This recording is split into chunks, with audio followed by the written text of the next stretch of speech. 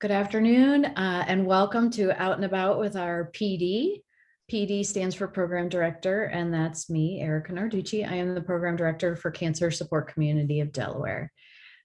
Because we're still in the process of getting back to be in person in our offices, I started doing this video podcast over a year ago now to bring you relevant topics by interviewing interesting people in our community that you might not be aware of because we're not out and about all that much ourselves. So today is episode 16 and it's office updates with my boss and our wonderful executive director, Nicole Pickles. So Nikki, thanks for joining me today. Thank you, Erica, for having me. I'm so happy to be here. So a year ago, actually, I had Nikki join me on our fourth episode. It was called Past, Present, and Future. And we talked about, first of all, surviving a year of COVID and of virtual programs and how we were planning for reopening. And now as we look back another year later, we didn't reopen quite as quickly or as extensively, maybe as we thought we were at that time. But we utilized the good weather in our beautiful back porch. We did a lot of things outside. And then it was easy to pivot back to all virtual during those tough months of the winter, especially January. Remember, we had COVID numbers climbing again. But thankfully now we're moving back towards that reopening and maybe getting back to our new normal. So I asked Nikki here today because on April 11th, she spoke as part of a panel presentation that was given by the Delaware Cancer Consortium at their 2022 retreat. So in just a minute, I'm going to turn things over to her. I'm going to have her give the same presentation she gave them because it really does a fantastic job of talking about where we were, where we are now, even though, you kind of know what's going on, we're reopening, but this is a great overview of the last 2 years. So with that, I am going to share my screen and turn it over to you, Nikki. Hold on. Thank you. There we go. And I just want to thank Erica for these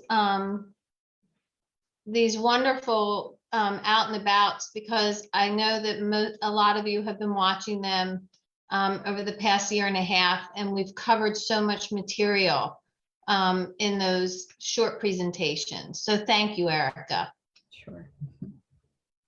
So everyone, good afternoon. And as Erica said, I did this presentation a couple weeks ago, and Erica and Kate Anti-Savage helped me put this together. And with the three of us, I think we have covered where we've been and where we're going with cancer support community in the near future. So let's begin. So the benefits of virtual services. You all know at the beginning of March 2020, we made the decision, like every other business in the US, to shutter our doors. And we built a virtual platform overnight utilizing Zoom and Facebook Live to house our support groups, our mind-body classes, and our educational workshops. In the first month, we were all under the impression that we will be back to some kind of normalcy soon. And it took a month for our participants to realize that the pandemic was going to not be short term. And once everyone became somewhat comfortable with using Zoom and Facebook, everyone was grateful, as seen in the comments, for the services provided. The participants are not alone. They feel part of a community and can still connect with their support groups. So I want to draw everyone's attention to the bottom quote. It may not be the same as being in person, but it still has given us a way to forever be connected while at the same time protecting our compromised immune systems.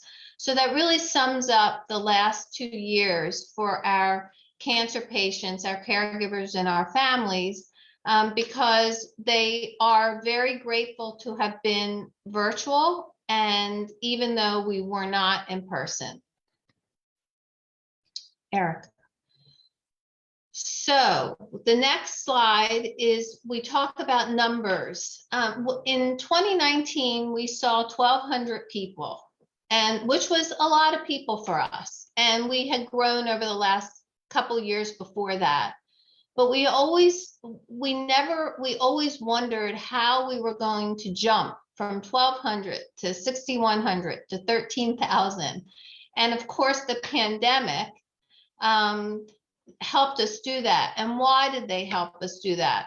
Why did it help us do that? Well, our cancer patients, our caregivers, and our families have been happy to stay connected. It was a trying time during the pandemic, and you add the cancer diagnosis and the isolation that it brought, and we were able to offer a connection, a way to stay physically and mentally fit, involved with the outside world, with other people that understand what they have been facing. Also, the virtual platform has allowed us to reach communities within Delaware and the surrounding areas that we have never reached before, and we have reached more people. So that's why we jumped from 1,200 to over 13,000 people in 2021, and it's really amazing. So we jumped from 13,600 people. We provided over 18,000 visits in 2021 for those 13,000 people. Pretty amazing. And how did we get there? How did we do that? Well, we strengthened a lot of areas of cancer support community that we hadn't strengthened in the past. The role of social media and tools allowed services to reach more people and reach into new communities throughout Delaware and into PA, Maryland, and Southern Jersey. Cancer support community was fortunate to have 2 women on staff who began our journey with our social media presence before the pandemic. So in 17, 18, and 19, we had started working on our social media. However, as we began to utilize our virtual platform in March 2020, we quickly came to the realization that our social media and website were going to have to be intentional, interesting, coordinated, and on a schedule. So we began with a Friday slider calendar to post what was going to be next week's programming. We added a Monday morning virtual calendar for the coming week's Mind, Body, and Education. We added Do You Know posts, which many of you know, which quickly became popular because they inform the public regarding cancer awareness. This month is melanoma, it's brain cancer, and we give bits of information with that. We connect people through a Saturday newsletter, which always has a nugget of important information, colorful posts, and the coming week's calendar too. And finally, the website. We went through an overhaul to include a virtual calendar, virtual programming page where we utilize JotForm for our participants to be able to sign up, and then we can remind them and send emails once they give us their virtual registration. All of this was built over a matter of months and has been tweaked and refined as time has gone on. We're now in a new phase where we're adding in-person support, beginning to open our doors again. So we're creating what we call a hybrid environment. That means the cancer patients who are not comfortable being back in person or who can't be in person because of treatment will still be able to access programming through the virtual platform.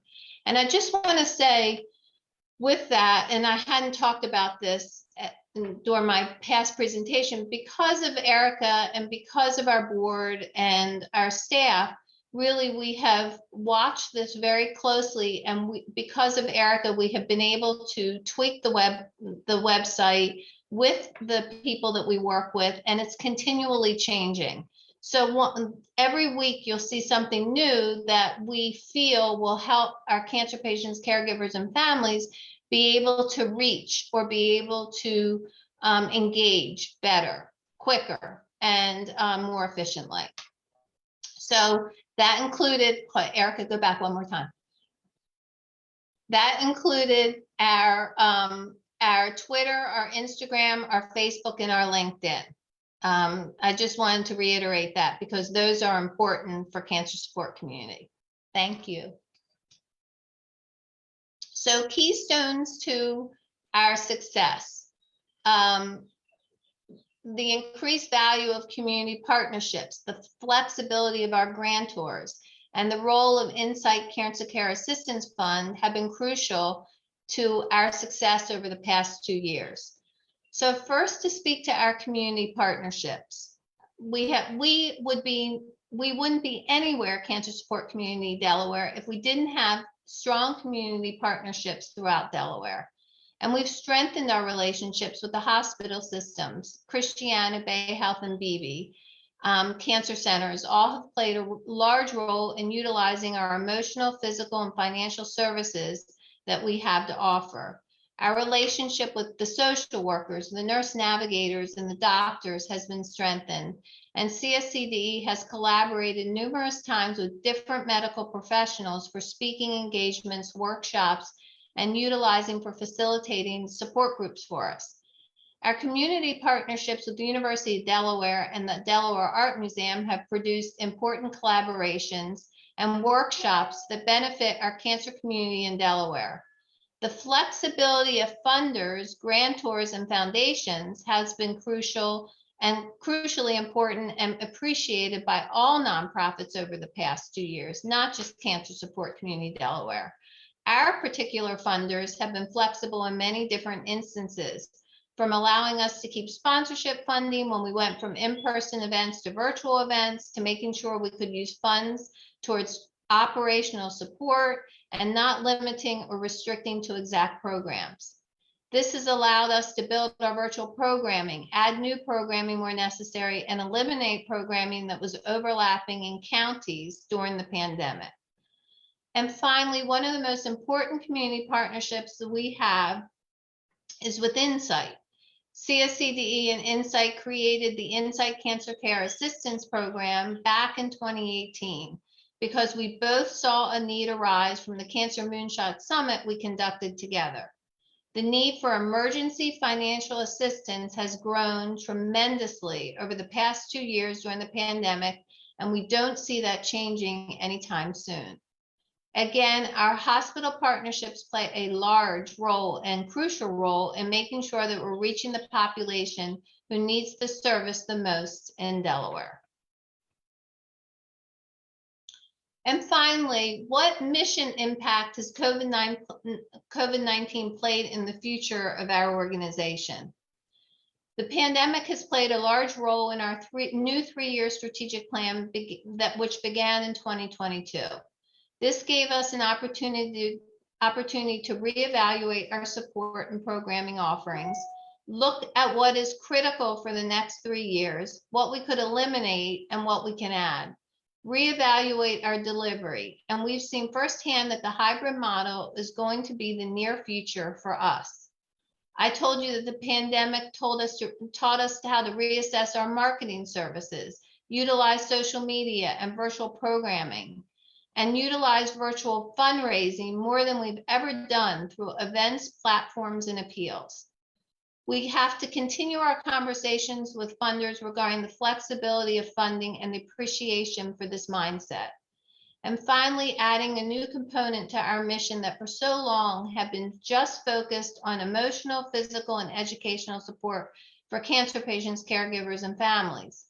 We were one of the first ones in the country for cancer support communities and Gilda's clubs to add the financial component for assistance and to add a component during COVID for prevention.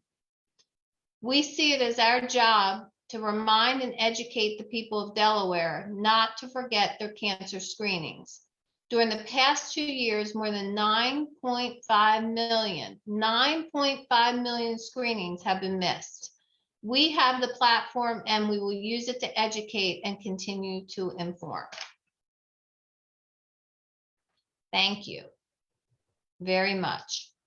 And thank you. So thank you, Nikki. It was very thorough. I thought that was great how, you know, you hear a lot about our programming, and if you're involved, you know about that, but to hear kind of all the corners of what's going on. So talk to us a little bit practically now about where we are with being back in person and the hybrid groups that are going on. So Newcastle County, thank you, Eric. And Newcastle County and Sussex have some support groups back in hybrid. Cherry Yoga and Tai Chi offered in person and still on Facebook Live. Kent support groups are coming back soon. Maybe you can talk about some of the programs we're not bringing back in person, but keeping virtual, and why. Okay.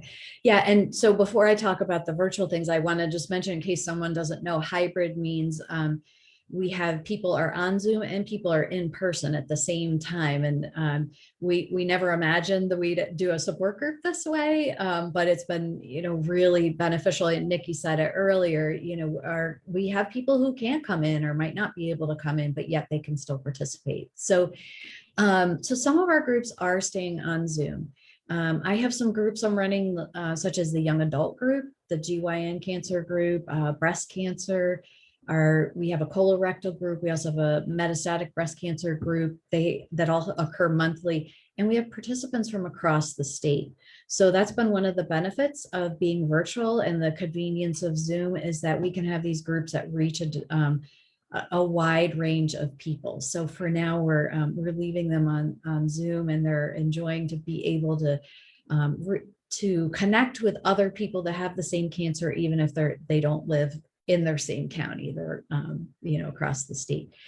We did find Zoom was kind of convenient, even though being in person may be better. So we are going to utilize that going forward as much as we can, whether it's for support groups, educational programs, that kind of thing. And I think overall, whether it's in person, being on Zoom, or this hybrid that we're working on, it's allowing us to be more effective. So Nikki, let's kind of shift gears a little bit. You mentioned in the presentation some parts of our fundraising. So talk a little bit now about our upcoming fundraising events across the state. So for the past year and a half, as everyone knows, we've been shut down with fundraising as far as in-person events. We did do our golf event last year and it was very successful. But then we had to go back and hibernate again because of one of the viruses and the strains. So we didn't do cocktails for a cause. And we are going to be back in person this year in 2022. So we are going to have Wings of Hope in person in Milton in June 25th. We are going to do golf at Bitterman in July 18th. And we're very, very excited to be able to hold Cocktails for a Cause here at the beautiful house behind me, our office, on September 17th, in person live. I think we've been seeing a lot of live events that are going on again, but I think it's very interesting because cancer support community really had the opportunity to utilize virtual events over the past 2 years besides our live events. So in March, we held BBC event, which was a bartending event, virtual, and we did very well. We netted over $23,000, which is a lot of money in donations for a BBC event for bartending virtually. So I think going forward, as far as Cancer Support Community Delaware, we will do in-person events as long as we're able, and we will do the virtual events too and have a combination. Finally, one beautiful thing about Cancer Support Community and where we've evolved to and where we've come from is we really have signature events in each county now. So Cancer Support Community in Newcastle County is known for their events. Kent has an event, and then Sussex County has the Wings of Hope and the Pink Affair. So if we couldn't do those live, we really did do a portion of each one of those virtually, and we held our own. The other thing, I think that fundraising in general, raising money for Cancer Support Community, has taught us how to raise money in other areas besides special events. It's taught us how to write grants and reach out and to the foundations and make better connections. Our appeals have been very strong. So I feel, and the bottom line with the pandemic taught us to be well-rounded financially. And that is a benefit. We all believe, the board believes, I believe. So that was a good thing that came from the pandemic. Good. Thank you. I know I talk about programming a lot. I don't often talk about the fundraising, but that is a very important part of what we have in order to offer all our programs and services at no cost to the participants. So thank you for that. You're welcome. So as we're getting ready to close, I wanted to ask you, do you have any closing thoughts or encouragements for our participants, families, caregivers, anyone who might be listening today? I do. I want to thank everyone. I want to thank our village for being behind this 100% in the last 2 years. It's been a hard, tough road for all of us, but we've learned so much, and we are very, very grateful from the bottom of our hearts to all of you for standing behind us, for being here, for taking part in our services, for funding us. And because of you and because of our staff and because of our board, we are where we are today, and we are in a very strong position. So thank you very much. Hmm. All right. Well, thank you, Nikki, for joining me today. And thank you, listeners, for participating, and have a great day. Thank you.